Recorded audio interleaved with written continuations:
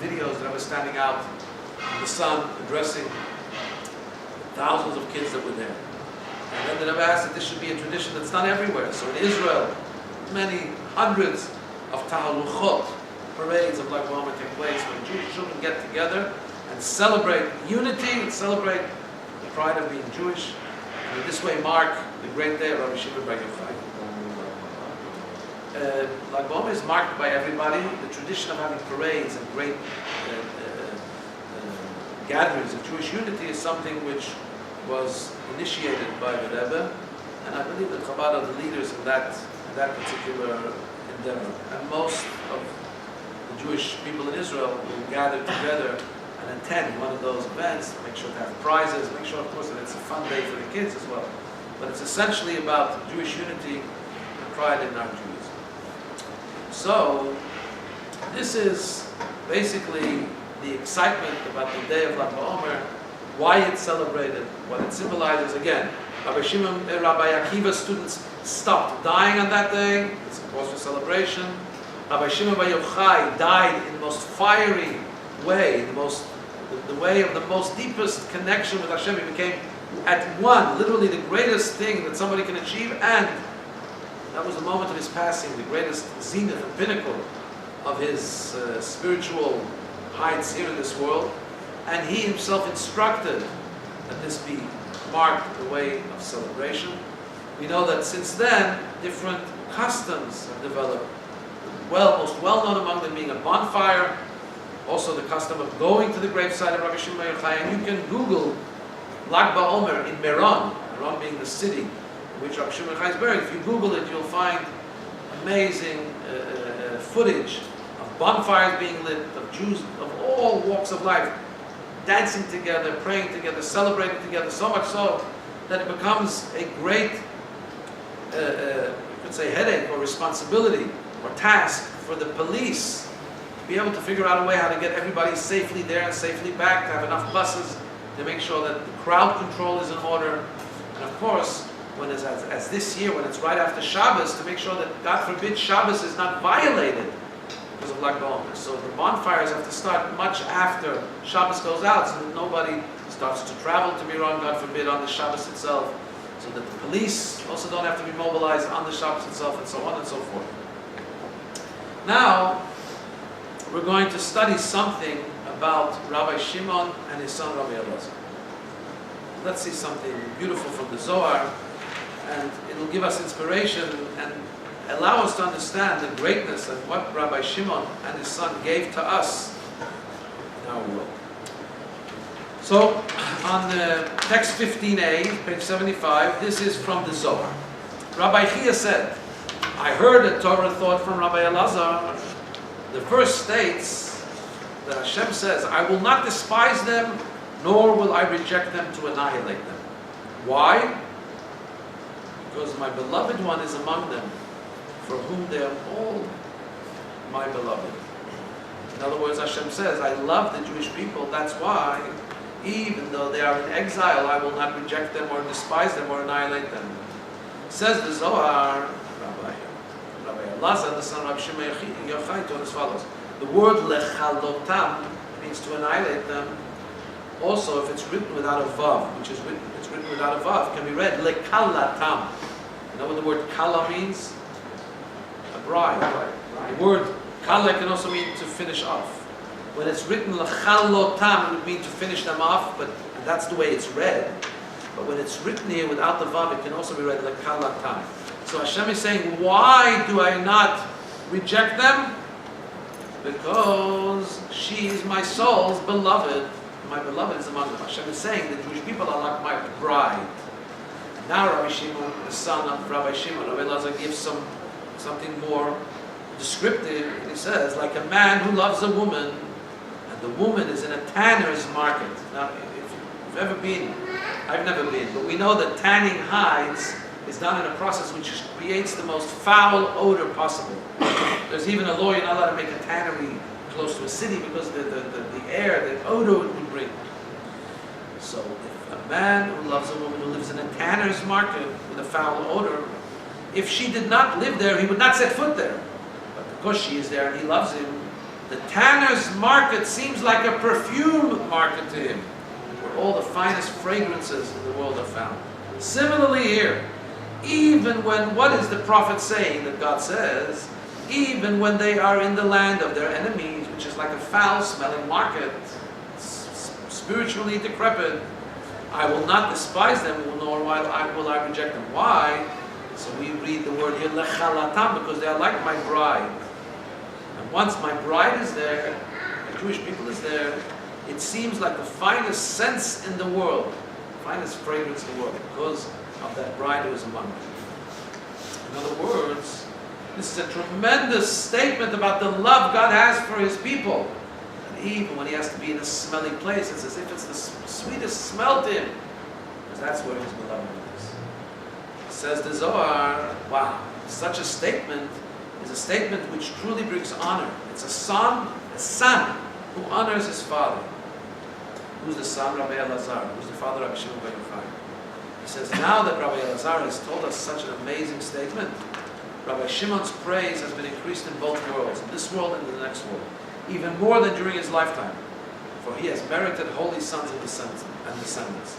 Happy are the righteous, says the Zohar, who merit holy sons and holy descendants. Regarding this, it is stated, all who see them will recognize them, for they are the offspring whom God has blessed. Amen. Now, what's so remarkable about this statement? It's remarkable. It speaks about God's love to us, and it makes God feel privileged to be even in a place of exile because we're here. But what's interesting is that Rabbi Shimon said something similar. Text 16, Rabbi Shimon Bar Yochai himself, the father, said in the Talmud, it has been taught that Rabbi Shimon Bar Yochai said, come and see how beloved are Israel to God, in that to every place to which they were exiled, Almighty God, the Shekhinah went with them. They were exiled to Egypt, and the Shekhinah went with them. As it says, did I not reveal myself to the house of your father when they were in Egypt? God came to Egypt when we were there. When they were exiled to Babylon, the Shekhinah was with them, as it says, for your sake I went to Babylon. And when they will be redeemed in the future, the Shekhinah, God Almighty says, the verse says as follows, then the Lord your God shall return your captives. It does not say here, it doesn't say He shall bring back your captives. He says, God will return with the captives. This teaches us, says Rabbi Shimon Bar Yochai, that God Almighty Himself, Hashem Himself, is to be found with the Jewish people during their exile. So Rabbi Shimon already said this. What did Rabbi Elazar add? Why did we say, wow, Rabbi Elazar's addition is truly a tribute to Rabbi Shimon Bar Yochai and gives him nachas in this world, the next world. What's so great about what he added? So what he added is unbelievable if you think about it. What he added is not just that Hashem tolerates exile because His people is there. He says the love of Hashem is so great that Hashem even enjoys being in the exile because His children are there.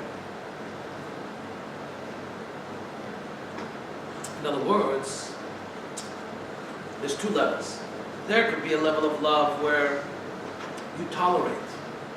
Your beloved one is in a place you really wouldn't want to be. You go there. But at the same time, you feel that you're tolerated. When the love is so great that you feel nothing else but your love. You can be in a place that has a bad smell, but it smells to you like the sweetest smell because the love of your life is there. So Rabbi Elazar comes and adds a dimension in the relationship of God and the Jewish people that brings out something that Hashem's love is so intense that even though this exile, this spiritual state of the world the way it is now would usually be almost repulsive to Him, not just does He tolerate like Rabbi Shimon said, Rabbi Elazar says He even revels in it, He even enjoys it. The love is so much that He's so happy to be here with us that it's as if it's the sweetest smelling place. Okay, that's good. And that's a tremendous gift that we get. And that's really what Lag BaOmer is about, because if Lag BaOmer is really the day of the Zohar, the day of the spiritual aspect of the Torah, the day of the Pnimiyut Torah, the day where the esoteric aspect of Torah, which what Zohar is revealed, so that's a day where it's not the way it looks. Because the inner track gives you an inner look, and it's not the way it looks from the outside. So even in Torah we have the simple, we have the esoteric. We have the way it looks from the outside, and the way it really is, if you know the inner truth. So take even for example the day of passing from Shimon Bar Yochai. Usually day of passing is considered to be a day of mourning. Comes the inner track, the Zohar and the Kabbalah. The inner picture is it's really the greatest day of culmination for the soul. And in the case of Rabbi Shimon Bar Yochai, it's the day of greatest revelation. That's an internal look, the inside story. Take the talk about exile, seemingly from the external. Exile is a horrible place and God doesn't want to be here, or we don't want to be here. Comes Rabbi Shimon and says, but even in exile, God says, I'm with them. So in exile, we have God here with us. So, even deeper, says Rabbi Elazar, I'll tell you an even deeper secret. God is very comfortable here. Because His love for us is so intense, He doesn't care about anything else, He's with us. But now, we have to remember that we can't stop there. So if God is with us, okay, so let's just stay here. Everything's fine and dandy. Comes the Rebbe and he adds a dimension to this which is critical, especially in our times. Text 17a says the Rebbe like this. The Zohar describes our present situation in exile as a bride who finds herself in a tannery. And God looks past it out of His great love for us. This is all okay during exile. But the time for enough exile has arrived. So we have to think, does it make sense to walk down the aisle with clothing that were good enough for the tannery?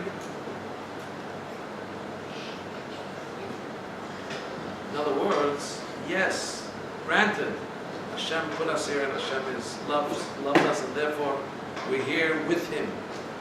But we need to prepare. This is only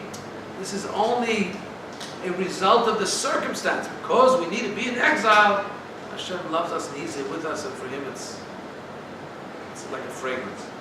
But that's not the way it's supposed to be in the final plan. The final plan is Mashiach. So what we have to do is realize that the way we prepare ourselves is to make sure that our clothing, that we're not filthy, that we're not foul smelling. How do we make ourselves more sweet smelling, more fragrant? By doing good deeds, by doing mitzvahs. So now what we have is, as the Rebbe continues, when we properly prepare for our wedding with God, and making our clothing more appropriate, in other words, the mitzvahs, our thoughts, our speech, our actions, that alone hastens the time when we will actually celebrate the great joy of our wedding with Hashem. So this is something we need to think about at all times. That yes, Hashem is with us in all circumstances, but we need to prepare, we need to try and hasten and make the coming of Mashiach come quicker. So if we have two choices in front of us, one is to do the right thing, one not to do the right thing. Obviously we want to do the right thing. And with this, not just do we make ourselves better, but we bring closer the coming of Mashiach, which is to make the whole world better. And so even though it says, as it says in Pirkei Avot, Shuv Yom Echad Lifnei Mitatach, return to Hashem one day before you pass away. When are you going to pass away? You don't know. So you always have to try to get better. If you tell a person, remember, before you pass away, you got to do tshuva, you got to come back to Hashem.